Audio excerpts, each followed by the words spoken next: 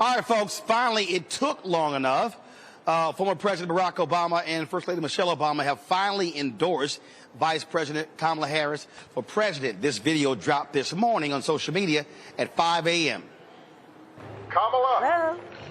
Hi. Hey there. Oh, hi, you're both together. Oh, it's good to hear you both. I can't have this phone call without saying to my girl Kamala, I am proud of you. This is going to be historic. We called to say Michelle and I couldn't be prouder to endorse you and to do everything we can to get you through this election and into the Oval Office. Oh, my goodness. Michelle, Barack, this means so much to me. I am looking forward to doing this with the two of you, Doug and I both, and getting out there, being on the road. But most of all, I just want to tell you the words you have spoken and the friendship that you have given over all these years mean more than I can express. So thank you both. It means so much. And we're going to have some fun with this too, aren't we?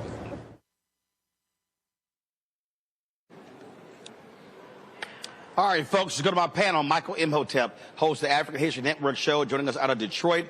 Matt Manning, civil rights attorney out of Corpus Christi. Killa Bethea, communication strategist, normally out of D.C., but she's actually here in New Orleans at the National Urban League.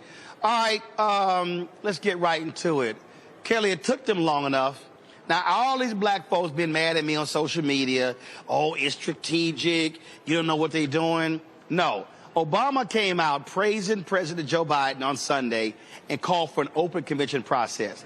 Then you see these stories by saying, well, they didn't want to put their thumbs on the scale. Well, hell, President Clinton, Hillary Clinton had no problem endorsing. So I'm sorry. I get all that. Damn that. This endorsement should have happened a lot earlier.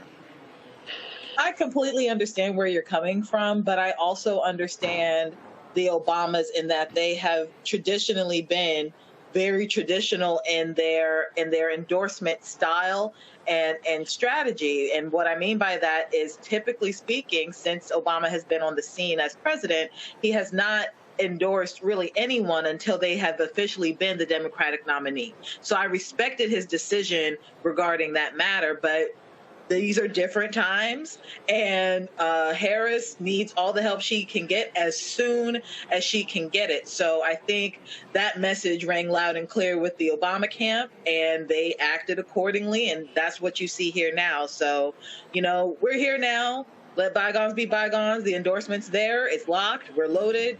Let's just go. You know what? I get it. I get the whole traditional thing here, Matt, but ain't nothing traditional about this race.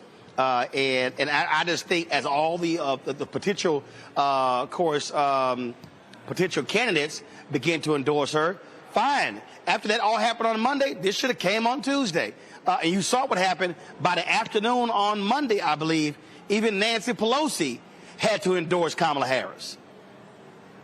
Yeah, but I mean, frankly, I think that's kind of much ado about nothing. I think they've made their endorsement. I think the Democratic Party has to approach this, you know, differently than they would in a normal cycle. However, the Obamas are leaders in this party, and as long as the endorsement came early enough for it to matter, which is now, I think it's enough. I don't know their reasons for withholding that. I did see in the chat somebody said they were calling for an open convention. That may have been their position originally, and that position may have changed, but I did read in preparation for the show that they've got a long relationship, I think 20 plus years. There were times where she supported them when he was running for president. He supported her when she was running for attorney general. So rather than guessing, I would say I'm glad they made the endorsement, and I think that that's going to continue to buoy her and her progress forward. Well, that's my point, Michael. If you got a long relationship, damn it, you should have been a lot quicker. Well, you know, one thing I've learned about politics, Roland, is that everything doesn't happen the way you think it's going to happen or on the time frame it's going to happen. You know, people, Sunday, people were saying, oh, Senator Schumer and Minority Leader Hakeem Jeffries didn't endorse. And then I think it was between Tuesday and Wednesday, they endorsed. They said, oh, Nancy Pelosi didn't endorse. Monday, Nancy Pelosi endorses. Then we see here the Obamas endorse in a rather dramatic fashion because it's part of a campaign ad. So now I think it's also important to understand there was bad blood between Obama and Biden, because Biden felt Obama was trying to push him out. And yeah, you did have people, and I think Obama was one of them, who wanted an open convention, things like this. But what happened Sunday, I think Joe Biden really boxed some people out, and I think Joe Biden really changed the game on his way out, because 20 minutes after he announced on Sunday, after he announced that he was dropping out of the race, he then endorses Vice President Kamala Harris. She spends 10 hours on the telephones on Sunday calling 100 people, locking in delegate votes.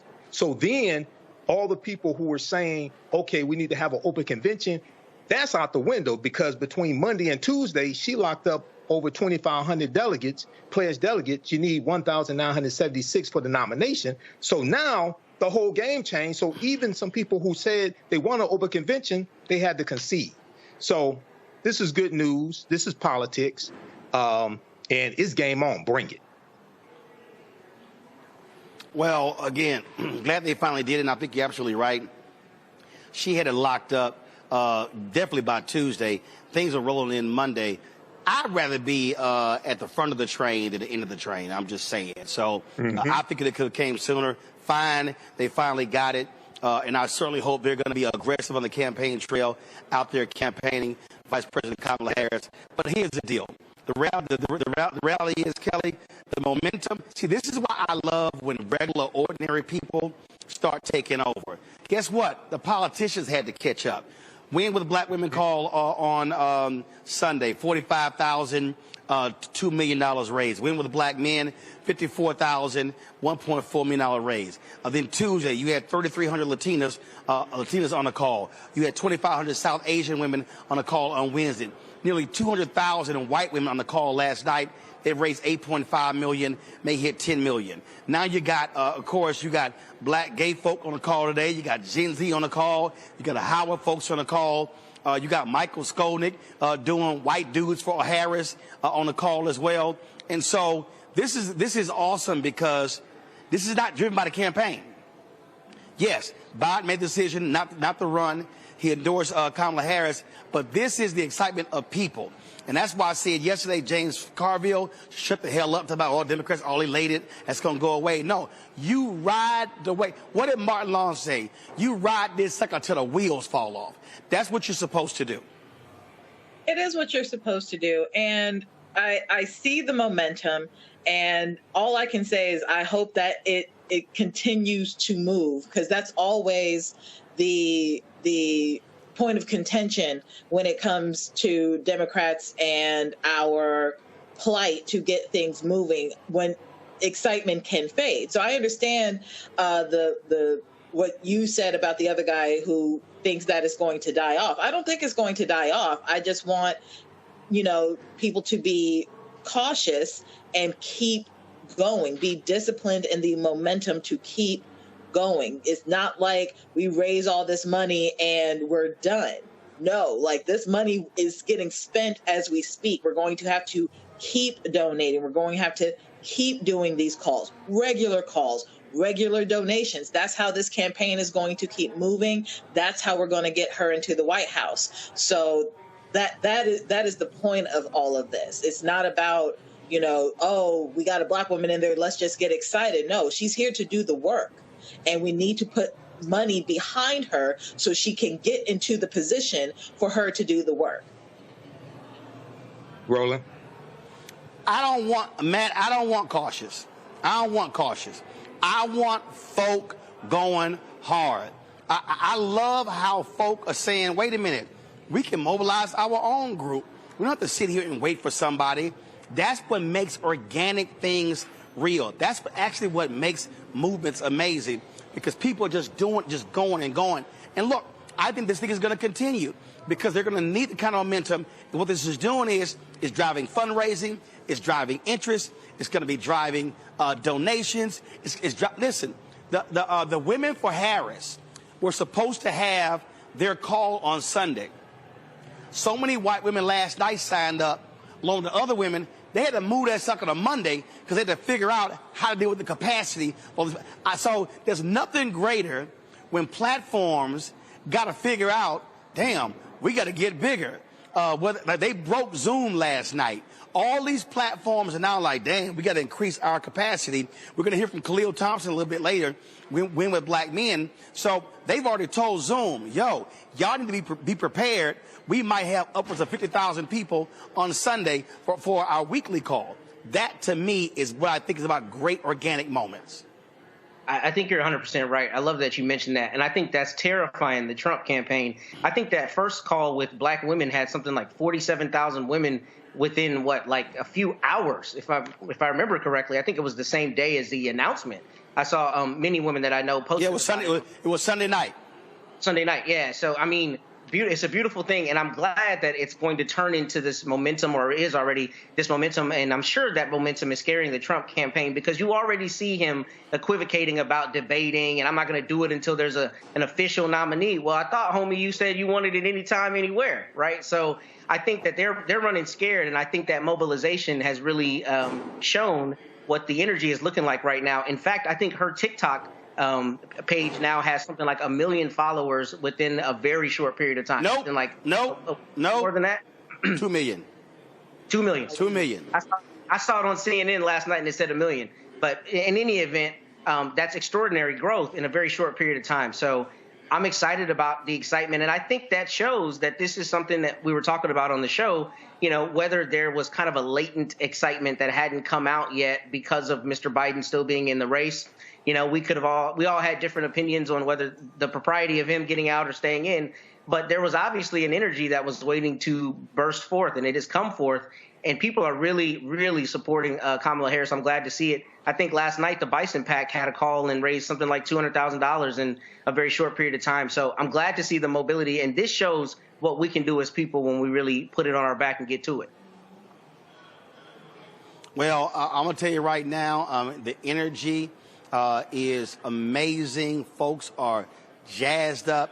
And Matt, yes. Michael, Matt said something I think is important. When he said the Trump folks should be scared, and they should be, because the one thing that you don't want, and the polls are already coming out. Swing state polls are already coming out.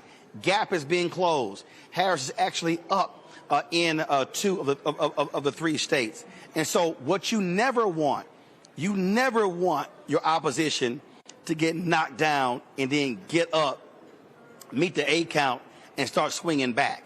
And so they're now in a free fall because you got crazy J.D. Vance. All of his nutty stuff is coming up, saying how he wants parents to pay lower taxes.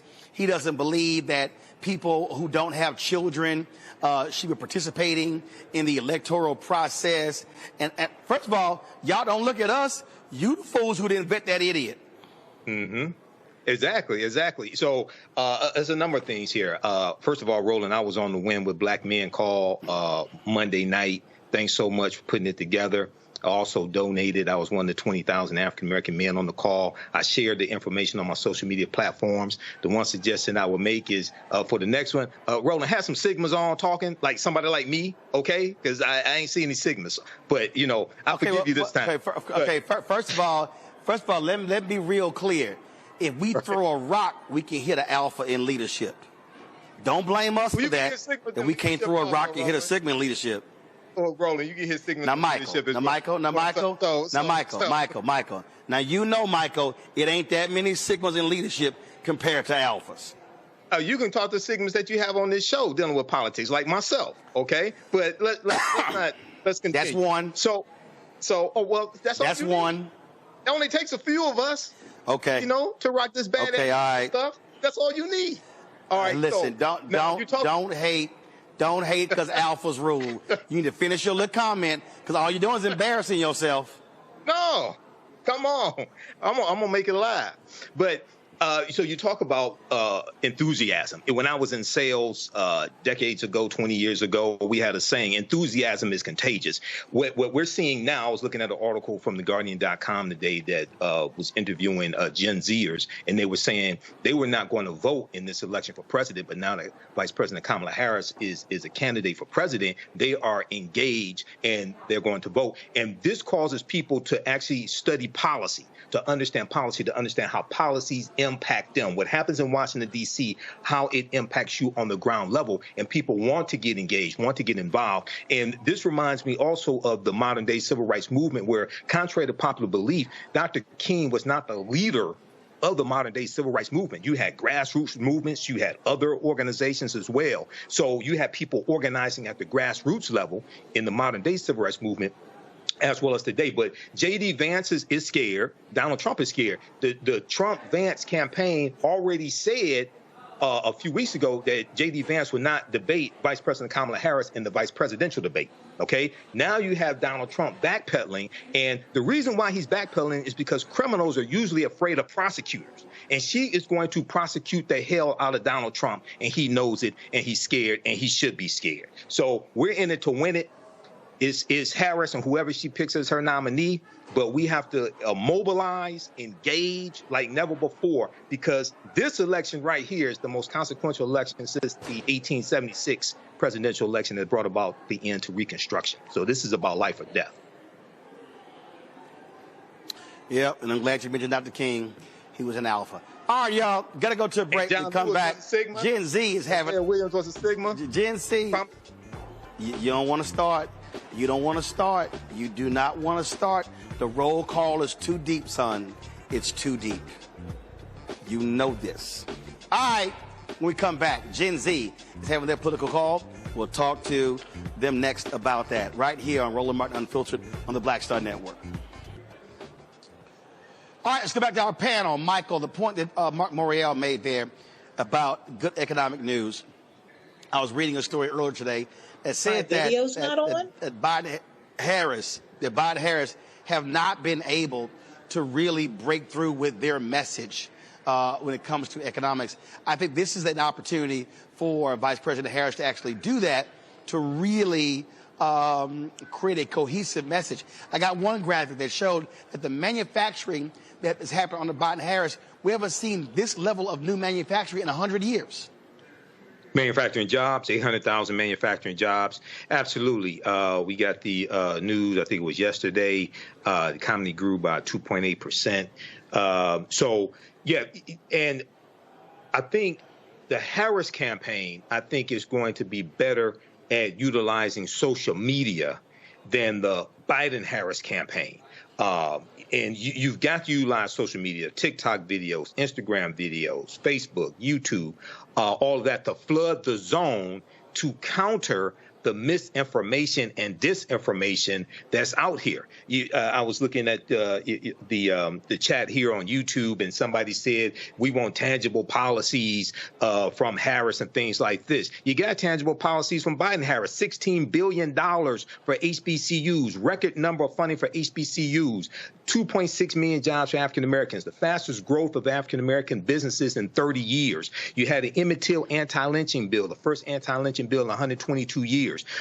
You had 15 million jobs created. You had the lowest unemployment rate in April 2023 at 4.8% for African Americans. You had 1 million African American children lifted out of poverty because of the $1.9 trillion American Rescue Plan that no Republican Right. But the point I'm making there is, that is a lot there. But you have to create a cogent message that breaks through where people go, oh, I get it. And the problem is that's what they have not been able to do.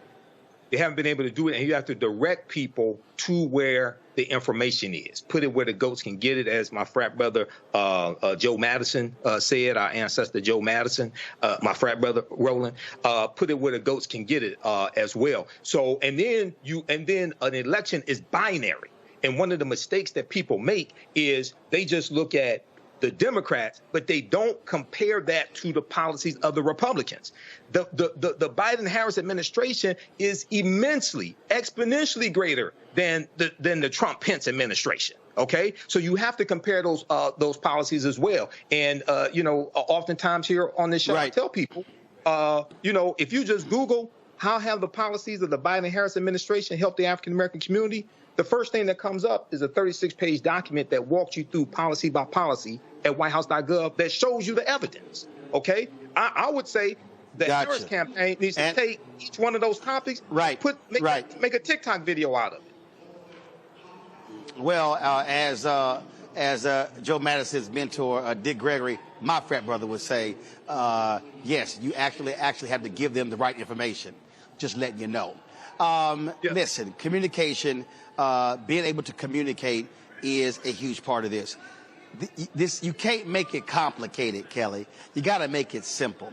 You don't have time to explain folk in 20, 30 minutes. And so I think the Harris team really has to figure out what that message is going to be, speaking on the economic issues, because people still, yes, all these other things are happening, growth of the economy, all those things, but if people are still being impacted by rent, by, as I said to Mark, by food prices, things like those lines, that's what they're feeling on an everyday basis. Absolutely. And we've talked about this on your show ad nauseum, that Democrats can have to get off of their high horse when it comes to communications and really meet people where they are and start talking in layman's terms, meeting people where they are when they communicate what exactly is going on in the administration. Because, like everybody on the panel has said today and in panels past, the Biden-Harris administration has done so much. And it is unfortunate that it is only communicated in an infographic right now in order to push Harris to the finish line of the presidency. But again, we're here now. Something like you said earlier, I've been at the Urban League conference all week, and Representative Jasmine Crockett was recently on a panel today.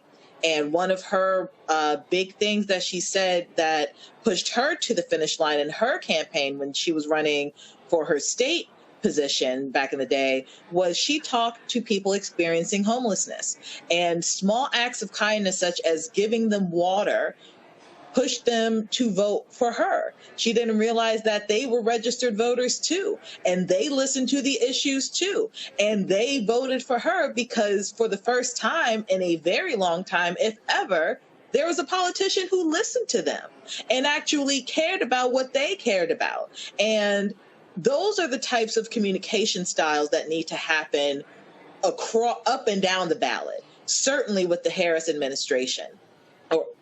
We're speaking that into existence, the Harris campaign, right? Where we need to meet people where they are, and we need to listen to them, not just hearing them to hear or, passive aggressive listening. We need to actively listen to what people have to say and incorporate that into our communication styles moving forward.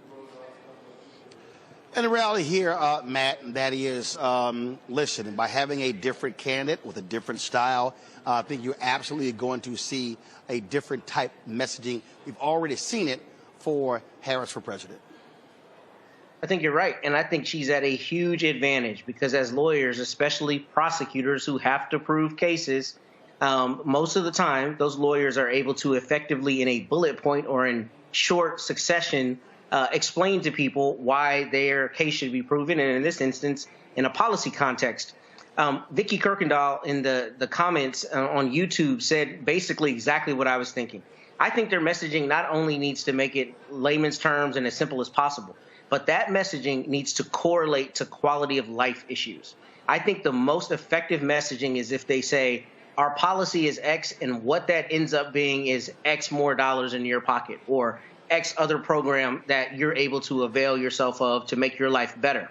And I know they've done that to some extent, but one of the things I've seen people complaining about is we don't really know what Kamala's done. She doesn't really know what her plan is. She hasn't told us her plan. I think the messaging going forward should be as direct as possible, and it should be directly tied to quality of life issues because, as we've talked about on the show before, there's a strange phenomenon in this country right now where a lot of people feel the economy is in much worse shape than it actually is by all objective metrics. And I think one of the ways to close that gap is to say this policy turns into this much more money in your pocket, in this program, or that correlates to this other government benefit you want to make use of. I think that connection is the necessary part of the messaging because that will put into people's minds the proverbial chicken in the pot they can expect from her administration as opposed to what Mr. Trump is planning to do if he's reelected.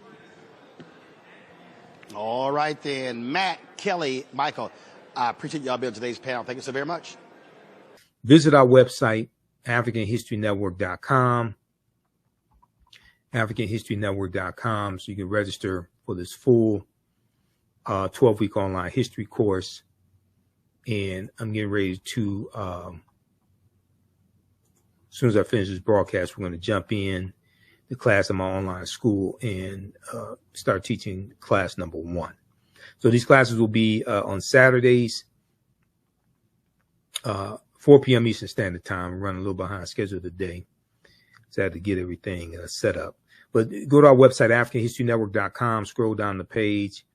You'll see the second class that I teach, Black Resistance Movements, Christopher Columbus, the Haitian Revolution, and Black Power Movement, 1492 to 1968. We do that on Sundays, 4 p.m. Eastern Standard Time. So click right here to register for the second course. You can register for the course bundle for both classes on sale for $120. Click right here to register for the course bundle. This content is PG-13, so you can use this with your children also. I don't do a lot of cursing. It's nothing like that. It's a very visual class. So we have 200 slides in the PowerPoint presentation, video clips that we look at, book references, 80 to 100 articles. And then, we have class number 1 of Ancient Kemet, the Moors, and the Ma'afa, Understand the Transatlantic Slave Trade. Click right here to register for that. And the class lesson plan is here for the full course. You can download the class lesson plan. Okay, so there's a ton of information that we cover in this class. I'm just giving you a brief overview. Okay, so have you all learned anything so far? How do you all like this type of information? And who still needs to register for this class? So when we scroll down, we look at some of the other content that we'll cover. We'll look at archaeological discoveries that keep causing the scientists and archaeologists and paleontologists to push the timelines back. And